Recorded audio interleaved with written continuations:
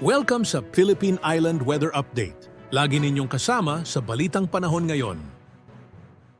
Patuloy pa rin ang mga paulan sa malaking bahagi ng bansa dahil sa iba't ibang weather systems.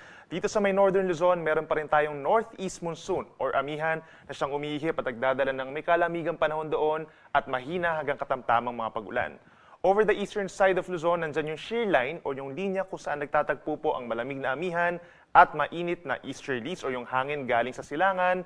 Plus, kitang-kita dito sa ating latest satellite animation, itong mga kulay dilaw at mga kulay pula na equivalent po sa malalakas na mga paulan dito sa malaking bahagi ng Mindanao at ilang panlugar sa Palawan and Visayas. Epekto po yan ng Intertropical Convergence Zone. Ito yung linya kung saan nagtatagpo ang hangin from the northern and southern hemispheres. Kaya ngayon pa lamang po, binabalaan na natin sila sa mga posibleng pagbaha at pagguho ng lupa doon.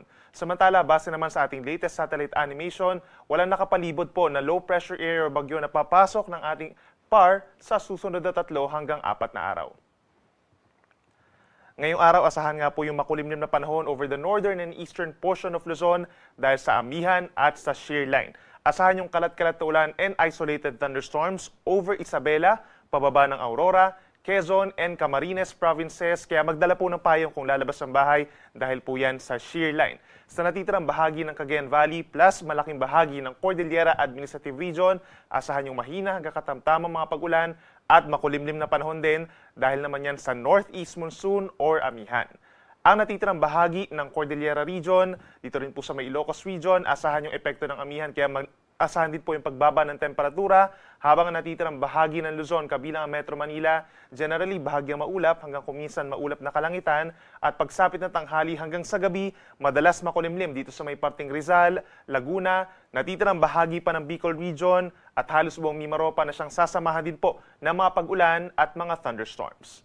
Sa Metro Manila, ang temperatura ay mula 24 hanggang 32 degrees, habang sa malaking bahagi ng Northern Luzon, kapansin-pansin po ang pagbaba ng temperatura hanggang sa tanghali kung saan hindi naman hihigit sa 30 degrees Celsius. Sa ating mga kababayan po dito sa Palawan at halos buong Visayas, magdala rin po ng payong at mag-ingat sa mga baha at landslides dahil magpapatuloy ang mga paulan, dulot po yan ng Intertropical Convergence Zone or ITCZ.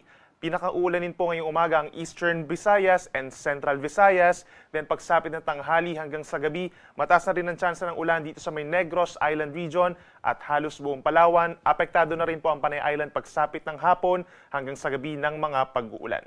Temperature natin sa Metro Cebu 26 hanggang 31 degrees Celsius.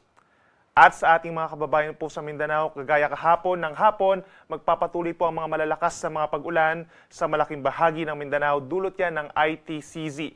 Mag-ingat po sa mga banta ng baha sa mga low-lying areas at yung sa mabulubundukin na lugar, mataas ang tsansa po ng mga pagguho ng lupa. Kaya lagi magantabay sa ating mga rainfall advisories and heavy rainfall warnings.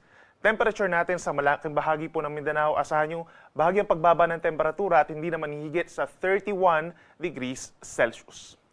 Dahil sa malakas na ihip ng hanging amihan, meron po tayong gale warning or matataas naman ang mga alon dito po sa may Northern Luzon hanggang 5 metro sa mga baybayin po ng Batanes, pababa ng Cagayan kabilang ng Babuyan Islands, Ilocos Norte, Ilocos Sur, Hilagang Baybayin ng La Union at Western Coast of Pangasinan. Delikado ang mga pag-alon nito lalo na sa mga small sea vessels kaya posibleng pagbawalan po kayo na pumalaot. Ang natitirang baybayin ng Luzon, magiging maalon din po hanggang 4 na metro at minsan 1.5 metro. Ang Visayas and Mindanao in general po kalahati hanggang 1 metro ang taas ng mga pag-alon maliban na lamang kapag may mga thunderstorms. At para naman sa ating 3-day weather forecast, bukas, December 9, asahan pa rin ang paglakas ng Northeast Monsoon dito sa may Northern Luzon at posibleng umakyat or bumaba pa dito sa may parting Central Luzon. Yung cooler weather, asahan po natin, meron ding chance ng mga light to moderate rain sa Cagayan Valley and Cordillera Region. Habang yung shear line o yung linya kung saan nagtatagpo po ang malamig at mainit na hangin ay magdadala pa rin ng kalat-kalat na ulan at mga thunderstorms. Minsan malalakas po na ulan ito sa bahagi ng Central Luzon, Southern Luzon hanggang dito sa may Visayas at pinakamaapektuhan itong Bicol Region, Samar Provinces, Quezon, Aurora at mga kalapit pa na lugar kabilang ng Rizal at dito rin po sa may Mindoro Provinces as well as Laguna kaya mag-ingat din po sa banta ng baha at landslides.